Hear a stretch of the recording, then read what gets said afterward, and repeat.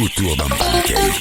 Autour d'un pancake. Bienvenue dans ce nouvel épisode de Autour d'un pancake. Aujourd'hui, on va parler musique, vocation et créativité. Tout cela avec Ludovic Neuror, qui est un compositeur suisse, mais également professeur de musique passionné et grand collectionneur d'anecdotes de salle de classe. À 41 ans, Ludovic a plus de gamme que de rides, mais surtout une vision de l'enseignement qui donne envie de ressortir ses vieux instruments du placard. On a parlé de ses débuts musicaux, de ses compositions, de ce qui l'inspire et aussi de ses élèves, ceux qui bossent et les autres, et de ce que ça veut dire aujourd'hui transmettre la musique aux jeunes. Bref, si t'as envie d'un moment à la fois inspirant, drôle et un peu virtuose sur les bords, mets ton casque, prends ton pancake et c'est parti.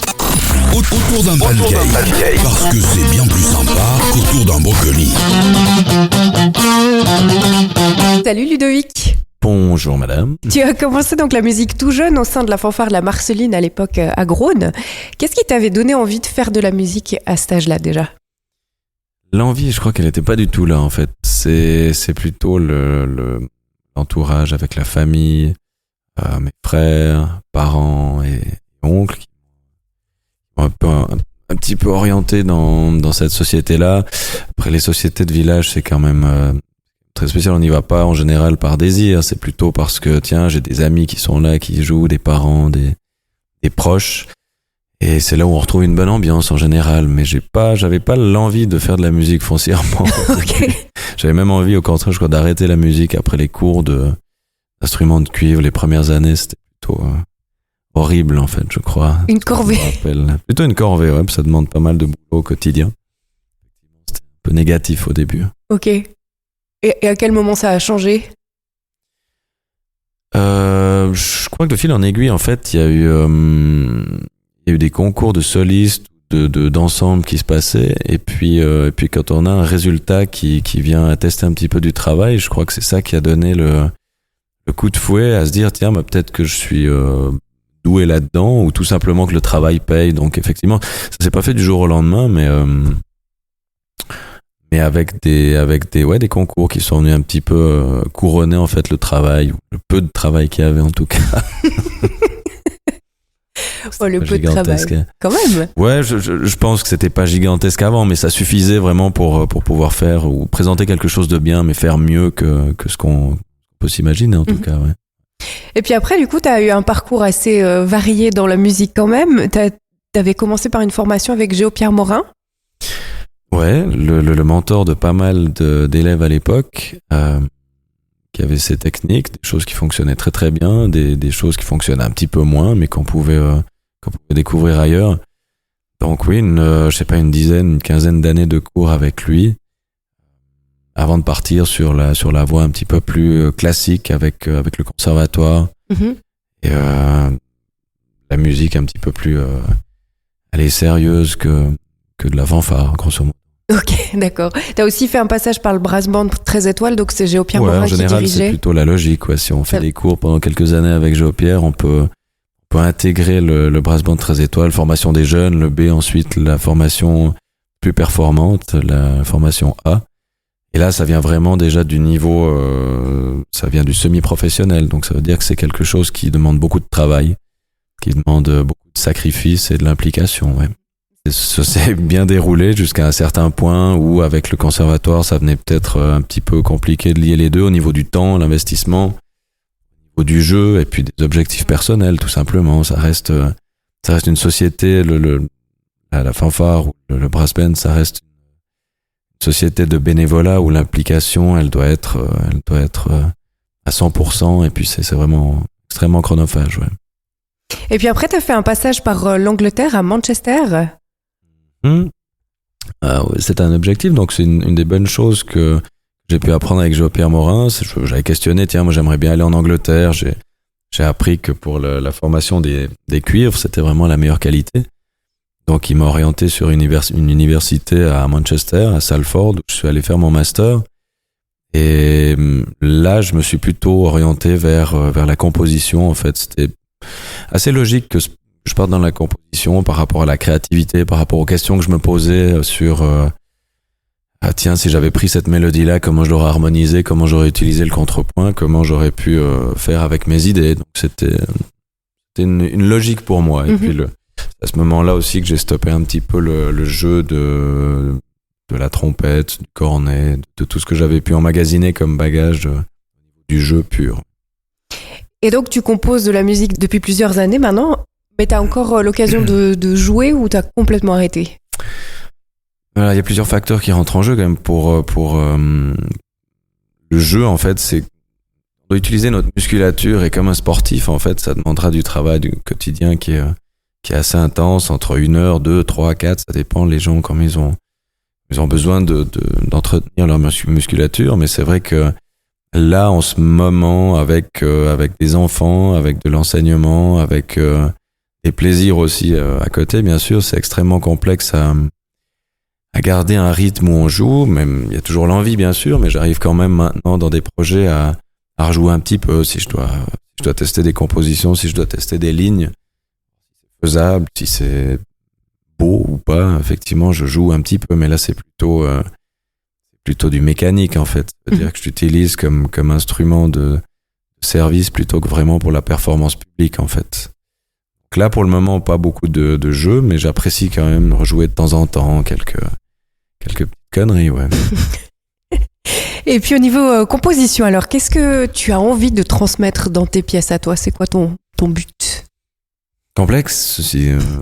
Je sais pas si on a un but. En général, c'est assez intuitif ou ça se fait naturellement. Ça veut dire qu'on écrit ce qu'on a en tête. Donc, il y a pas d'objectif de viser le populaire ou de viser je sais pas moi, la réinvention de la musique. C'est juste, tiens, si on a envie d'écrire quelque chose, c'est parce qu'on l'a en tête. C'est pas qu'on vise nécessairement un objectif. Moi, si je dois prendre l'objectif du début, c'était vraiment essayer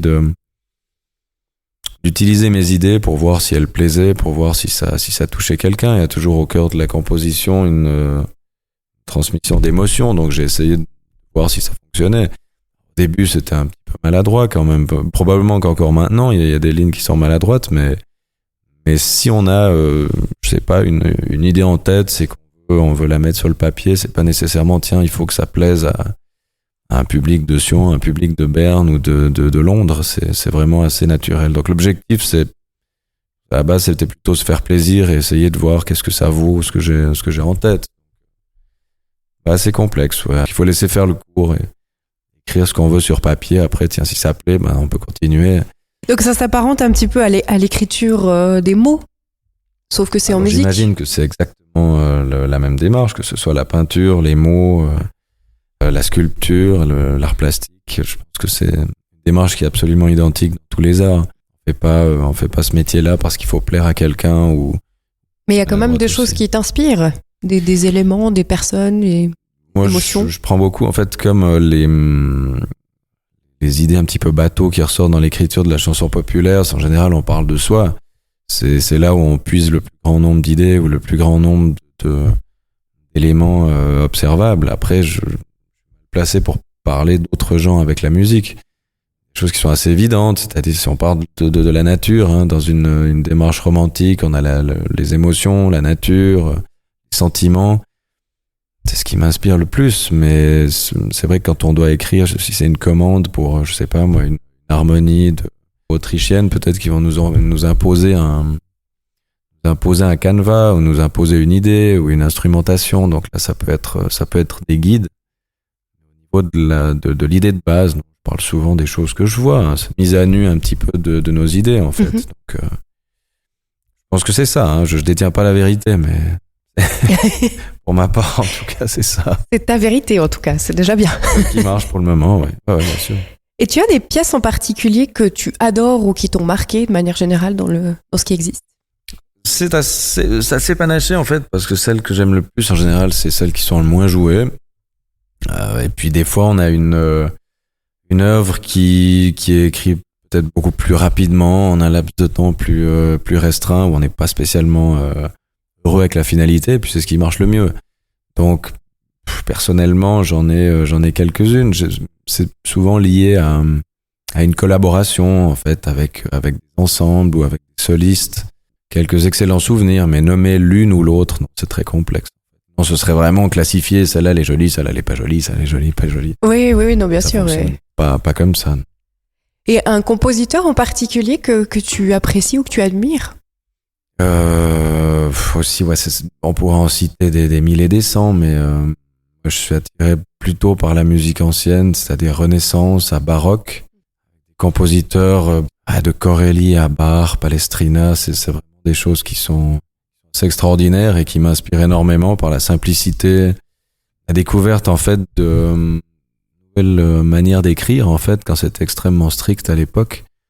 Ça, c'est intéressant à voir que des gens comme Bach par exemple trouvent des petites solutions dans l'écriture de la musique, ils contournent le règlement, et pour la période effectivement c'est ça. Après, des compositeurs, j'en ai énormément, des orchestrateurs qui sont incroyables, de Paul Dukas, de Rimsky-Korsakov. Et dans la modernité, on a des gens qui font des choses très très simples. Erik Satie, qui trouve des lignes vraiment mais tellement basiques, avec beaucoup d'efficacité dans la musique. Puis Stravinsky pour l'invention de la rythmique qui est un petit peu plus complexe. Et je parlais des compositeurs suisses qui sont extrêmement bons. Il y a Jean Balissa qui a eu beaucoup d'influence sur l'écriture de fanfares, de cuivre, d'harmonie.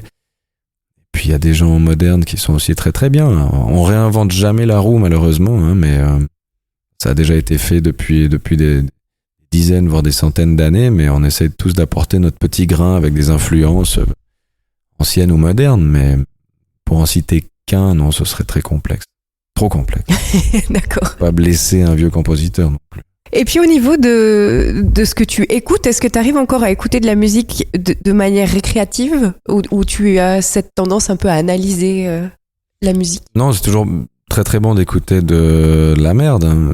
Il y a du bon partout, il y a du mauvais partout, mais l'écoute récréative, je sais pas ce que tu entends par là, mais dans le sens où tu analyses pas forcément, que tu peux écouter de manière non professionnelle. Ouais, oui, en fait, on dit que les cordonniers sont toujours les plus mal chaussés. Moi, si je suis en voiture, je vais allumer la radio, je vais pas contrôler ce que j'écoute. Par exemple, si c'est pour avoir un fond sonore, que ce soit de la radio plus informative ou plus musicale, je l'écoute pas vraiment. Alors récréatif, oui. Après, la plupart du temps, j'écoute pas de musique, étant donné que j'en écoute beaucoup dans ce que je fais, ou dans la journée, dans l'enseignement, d'un côté pour reposer un petit peu les oreilles, parce que c'est aussi assez dangereux d'en écouter tout le temps. J'écoute facilement du n'importe quoi, ou des choses. Je me rends compte que je suis en train d'écouter un truc que finalement qui est vraiment pourri au niveau des paroles, au niveau de l'instrumentation, de la création, du sens. Ouais, là je change un petit peu le poste radio, ou je change ma piste YouTube, mais oui, il n'y a pas de problème à écouter n'importe quoi. Et donc, tu l'as dit, tu enseignes aussi dans la journée, donc à des enfants dans le cadre scolaire. Qu'est-ce que tu as envie de leur ramener? Parce que si on se rappelle de nos cours de musique à l'époque, c'était très basique. Ça a évolué, ça? Le niveau des élèves est toujours le même, hein. Ils arrivent en général, là j'enseigne au CO, donc le niveau des élèves est assez faible, parce qu'on leur demande pas d'avoir un niveau de musique surtout. Donc il y a un plan d'études qui essaie d'uniformiser un petit peu les connaissances. Arrivant au CO, c'est vrai que le bagage en général, il est de un petit peu de cours de flûte pour certains un petit peu de solfège, d'autres ont fait beaucoup de chant. Moi, l'objectif, c'est juste de donner l'envie d'apprécier la musique. Il y a encore des élèves qui écoutent pas du tout de musique. Pas obligatoire, bien sûr, mais je trouve que ça peut apporter tellement de choses au niveau de l'émotion, au niveau du ressenti, de la tête, tout simplement pour se vider la tête, qu'il faut leur donner une petite envie. Les objectifs, c'est de leur donner l'envie d'écouter de la musique, ou en tout cas de la connaître pour l'écouter. Et puis la découverte des instruments. On travaille beaucoup sur les instruments de base de la musique pop, le piano, la batterie, la guitare. Puis en général, à la fin du CO, ils ont quand même quelques notions, soit de piano, soit percussion. Là, on a une batterie, ou alors un petit peu de guitare, du ukulélé. C'est toujours des bases qui peuvent servir au coin du feu quand ils seront un petit peu plus grands. Oui. Pour draguer, ou pour passer une bonne soirée au lac de la Brèche.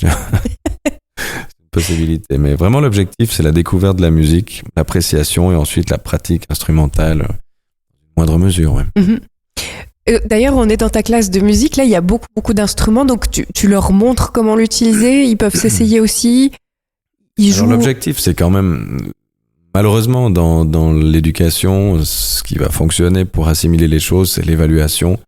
C'est un petit peu la pression, en fait, d'avoir un examen en fin de séquence. Donc, là, l'objectif, c'est vraiment de leur donner les outils pour pouvoir pratiquer un petit peu la musique sans nécessairement lire une partition. Il y a d'énormes grands musiciens, une énormité de musiciens qui sont juste autodidactes, en fait, qui apprennent sur le tard ou par des tutos YouTube. Et dans ce sens-là, en fait, je leur donne quelques clés, quelques outils pour pouvoir jouer un truc qu'ils connaissent, parce que la musique pop, elle est facilement atteignable, en fait. À partir de là, ils forment des groupes de 3-4 personnes maximum et ils ont une évaluation chaque année sur une œuvre qui leur est donnée, que ce soit Billie Eilish, que ce soit un standard du blues ou que ce soit du rock, de l'électro. Et ils peuvent reproduire en fait la même musique. Donc c'est assez intéressant. À la fin, ils ont quand même une certaine fierté d'avoir pu fabriquer quelque chose, d'avoir travaillé en groupe avec des amis, de pouvoir présenter une toute petite partie de musique, mais avec plus ou moins de brio. Donc ils sont assez fiers de pouvoir le faire en général. Ouais. Et toi, c'est quelque chose que tu aimes, transmettre cet amour de la musique et de... J'essaie de faire ce que j'ai peut-être pas eu à l'école, en tout cas dans le cadre de l'école. Si on parle de ça, c'est intéressant. Je me sens quasiment important au niveau régional parce que là, sur les villages environnants qui viennent au CO, finalement, comme j'ai toutes les classes, je les vois tous, donc tous ceux de la région, des élèves de 12 à 15 ans. Et c'est important de leur transmettre cette connaissance, ou en tout cas cette envie de, pourquoi pas jouer dans une fanfare de village, jouer dans un groupe de rock, jouer à du sampler avec un copain qui fait du hip-hop ou quoi que ce soit. Et c'est vrai que c'est pas une mission, j'ai pas la prétention de dire que je suis en mission pour la région, mais ça peut être intéressant de leur faire découvrir la musique d'un point de vue un peu ludique, d'un point de vue fun et surtout pas barbant comme on a pu voir ça il y a 25 ans à peu près. Donc ouais, c'est intéressant, c'est beau de voir émerger quand même certaines compétences. Sur 360 élèves, il y aura peut-être, je sais pas moi, 5% qui pratiqueront, 10% qui pratiqueront la musique plus tard, mais si c'est grâce aux profs de musique ou aux profs de guitare, aux profs de trompette qui peuvent vraiment essayer d'en faire leur métier, ça ce serait vraiment un super salaire, ouais. Et au niveau reconnaissance aussi, alors c'est un âge, on le sait, où les profs en général ils sont tous nuls pour eux. Mais les autres, oui. Les autres. Mais toi, t'as plutôt une bonne relation avec tes élèves. Il y a c'est quand même un cours qui est assez fun par rapport aux mathématiques ou à l'allemand, par exemple. Bien sûr, ouais, mais on peut pas obliger quand même tout le monde d'apprécier, surtout l'expression orale, c'est le plus problématique en général. On voit par rapport à une courte carrière que j'ai de quinzaine d'années, on peut voir quand même que l'expression orale est de plus en plus problématique, en fait, par les écrans, de par les nouveaux parents, de par l'évolution de la société, peut-être aussi la faute aux nouveaux profs, bien sûr. Mais l'expression orale devient de plus en plus complexe. Ça veut dire qu'on a de plus en plus une espèce de problème sociétal où on voit que le partage oral avec les gens se fait de moins en moins. Donc peut-être à la récréation ou après les cours dans le bus, au lieu d'aller discuter avec des collègues, avec des camarades de classe, peut-être qu'on se met plus facilement sur le téléphone parce que c'est une manière de s'évader un petit peu. Donc là, c'est vrai que des élèves sont un petit peu plus empruntés par rapport au cours. L'expression orale vient comme une épée de Damoclès pendant ces semaines où on voit, mince, alors tiens, le jeudi, j'ai le cours de musique, je vais devoir chanter, rapper ou parler ou quoi que ce soit. Et c'est très problématique, mais ça reste quand même dans une relation qui est très correcte avec les élèves. On n'est pas là quand même pour se faire des amis, ni les élèves, ni les enseignants, mais la relation est assez, comme tu dis, fun, étant donné que le cours est un petit peu plus libre. C'est clair que les profs de maths ou les profs de français, allemands, ils ont un programme assez strict à tenir. Nous, on a beaucoup de liberté avec les arts visuels, l'éducation physique, ces branches éducatives et culturelles qui sont un peu plus light, quoi, au niveau de la pression. Ça reste un cours où si on met les bons ingrédients, la recette peut être vraiment bonne, en fait. Mais je me fais pas d'illusions non plus, on peut pas atteindre le 100% des élèves avec la satisfaction comme tous les enseignants ou toutes les écoles, en tout cas. Ouais. Mais tu as l'impression que les élèves ont changé par rapport à quand on était ados, par exemple ? Ils sont probablement beaucoup plus... ils percutent beaucoup plus vite, hein. C'est beaucoup plus éveillé que ce qu'on était nous peut-être à l'époque. J'arrive pas vraiment à me rendre compte comment on était nous. En tout cas, dans l'attitude, on retrouve quand même les mêmes, Oui. les mêmes éléments. Mais non, je dirais que ça percute un petit peu plus vite, hein. Il y a un accès aux connaissances qui est beaucoup plus aisé avec Internet. Donc on a plus de connaissances, on connaît mieux les petites failles du règlement, les petites failles de la loi des fois, hein. Tiens, vous n'avez pas le droit de faire ça, monsieur, ou alors mais je croyais nous on pouvait faire ça, etc. Ils sont plus éveillés à ce niveau-là, mais en classe, ça reste quand même, je pense en finalité, les mêmes compétences. Quelques compétences qui ont un petit peu disparu dans le quotidien de l'élève. Les normes d'autonomie peut-être qui sont plus autant observables qu'à l'époque. Souvent on était quand même pas laissé pour compte dans un coin de la classe en autonomie, mais l'accompagnement doit vraiment être plus présent maintenant qu'à l'époque, par exemple. Et le fond est quand même le même, hein. La viande reste quand même de même qualité. Au final. C'est l'intérieur qui change un petit peu, ouais. Très bien. Juste alors une dernière question qui est un petit peu traditionnelle dans ce podcast puisqu'il s'appelle Autour d'un pancake. C'est beau ça. Tu manges des pancakes ? C'est bientôt l'heure de la récré d'ailleurs. Justement. J'en suis à fond, je mange tout ce qui peut traîner. Et qu'est-ce que tu mets sur tes pancakes ? Alors pancakes, justement, j'en ai encore mangé avec mes enfants en vacances. Là, alors moi, c'est pas mal de sirop d'érable quand même. Ça marche du tonnerre en général. Par contre, les enfants sont au chocolat Nutella, ça y va, ça tartine à leur propre en ordre, hein. Mais sinon, je suis plutôt orienté salé sur le déjeuner. Ouais. Moi, je commence la journée comme je la finis en général, donc salé, tout ce qu'on peut trouver. Après, je m'adapte vraiment à tout, hein. Si c'est des pancakes au sirop d'érable, d'isérable, je m'en accommode. Ça va très bien. C'est parfait. Super. On retrouve toutes tes actualités, toutes tes pièces aussi de composition sur ton site ludovicneuror.com qui sera dans la description du podcast. Merci beaucoup Ludovic. Merci à toi. Bonne journée. Autour d'un pancake. Si t'as aimé ce pancake, abonne-toi, il y a un nouvel invité chaque 2 semaines. Et si toi aussi t'as envie de lancer ton propre podcast ou de donner un coup de boost à ta communication audio, je peux t'accompagner. Avec Malice, je t'aide à créer un podcast qui te ressemble, pro, impactant et qui donne envie d'en écouter encore. Toutes les infos sont sur mon site malice.ch en lien dans la description.